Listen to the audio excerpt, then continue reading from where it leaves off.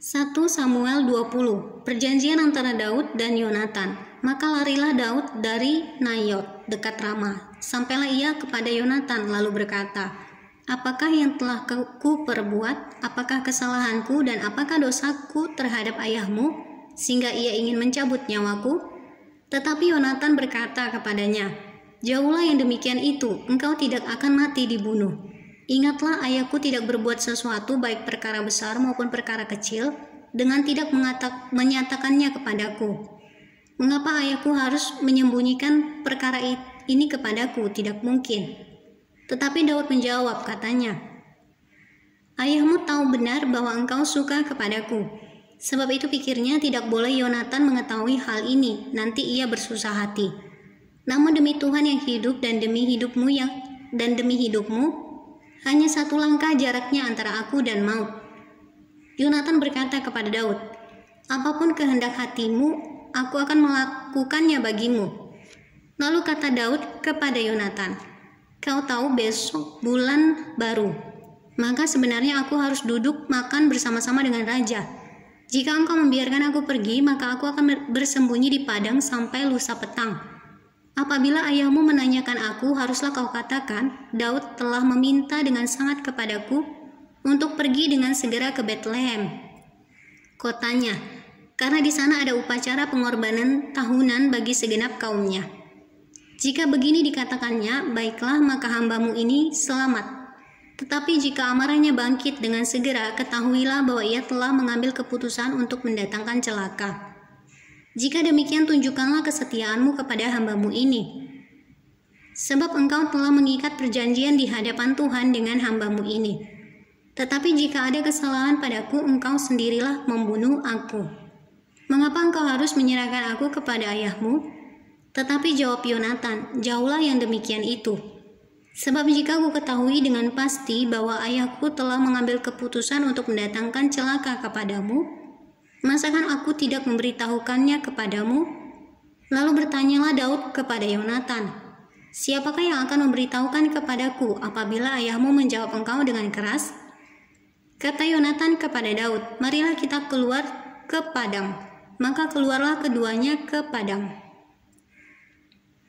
Lalu berkatalah Yonatan kepada Daud, demi Tuhan Allah Israel, besok atau lusa kira-kira waktu ini aku akan memeriksa perasaan ayahku.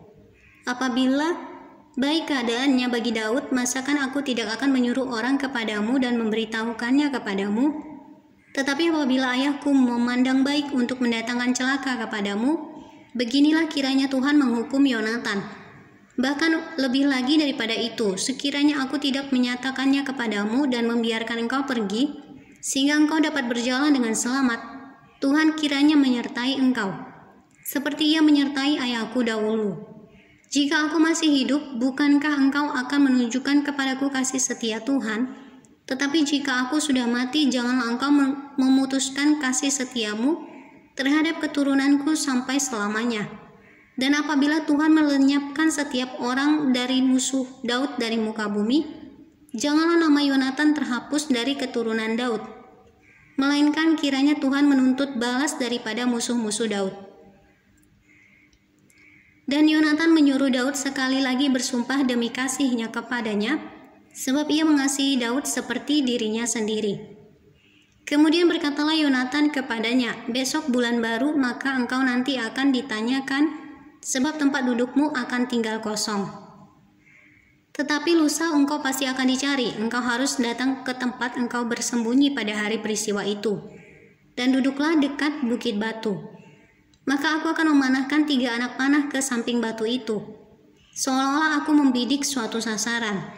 Dan ketahuilah aku akan menyuruh bujangku, pergilah mencari anak-anak panah itu. Jika tegas kukatakan kepada bujang itu, lihat anak-anak panah itu lebih kemari, ambillah.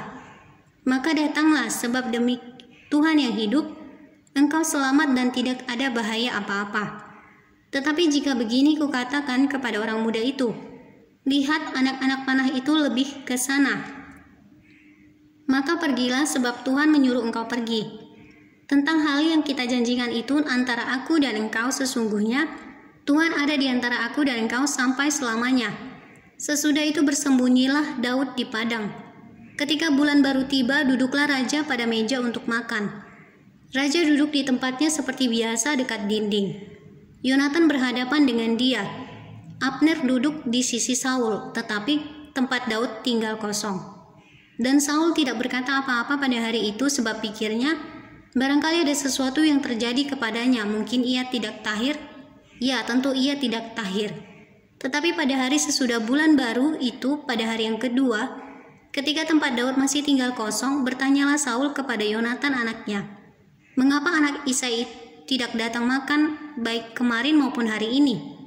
Jawab Yonatan kepada Saul, "Daud telah meminta dengan sangat kepadaku untuk pergi ke Betlehem. Katanya, biarkanlah aku pergi, sebab ada upacara pengorbanan bagi kaum kami di kota. Dan saudara-saudaraku sendirilah yang memanggil aku. Oleh sebab itu, jika engkau mengasihi aku, berilah izin kepadaku untuk menengok saudara-saudaraku."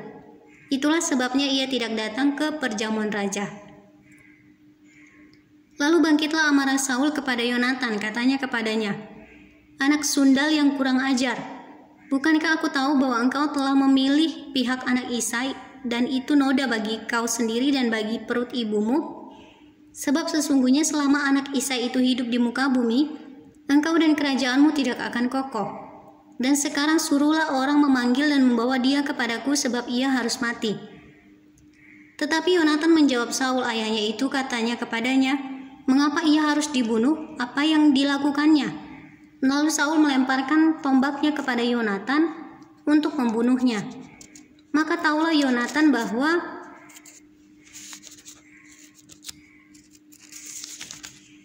ayahnya telah mengambil keputusan untuk membunuh Daud. Sebab itu Yonatan bangkit dan meninggalkan perjamuan itu dengan kemarahan yang bernyala-nyala. Pada hari yang kedua bulan baru itu ia tidak makan apa-apa sebab ia bersusah hati karena Daud, sebab ayahnya telah menghina Daud. Pada waktu pagi keluarlah Yonatan ke padang bersama-sama seorang budak kecil sesuai dengan janjinya kepada Daud. Berkatalah ia kepada budaknya, "Larilah, carilah anak-anak panah yang kupanahkan." Baru saja budak itu berlari, maka Yonatan melepaskan sebatang anak panah lewat kepala budak itu. Ketika budak itu sampai ke tempat letaknya anak panah yang dilepaskan Yonatan itu, maka berserulah Yonatan dari belakang budak itu, katanya, "Bukankah anak panah itu lebih ke sana?" Kemudian berserulah Yonatan dari belakang budak itu, "Ayo cepat, jangan berdiri saja." Lalu budak Yonatan memungut anak panah itu dan kembali kepada tuannya. Tetapi budak itu tidak tahu apa-apa, hanya Yonatan dan Daudlah yang mengetahui hal itu. Sesudah itu Yonatan memberikan senjatanya kepada budak yang menyertai dia dan berkata kepadanya, "Pergilah, bawalah ke kota." Maka pulanglah budak itu, lalu tampillah Daud dari sebelah bukit batu. Ia sujud dengan mukanya ke tanah dan menyembah 3 kali. Mereka bercium-ciuman dan bertangis-tangisan. Akhirnya Daud dapat menahan diri. Kemudian berkatalah Yonatan kepada Daud, "Pergilah dengan selamat. Bukankah kita berdua telah bersumpah demi nama Tuhan, demikian, Tuhan akan ada di antara aku dan engkau, serta di antara keturunanku dan keturunanmu sampai selamanya." Setelah itu bangunlah Daud dan pergi, dan Yonatan pun pulang ke kota.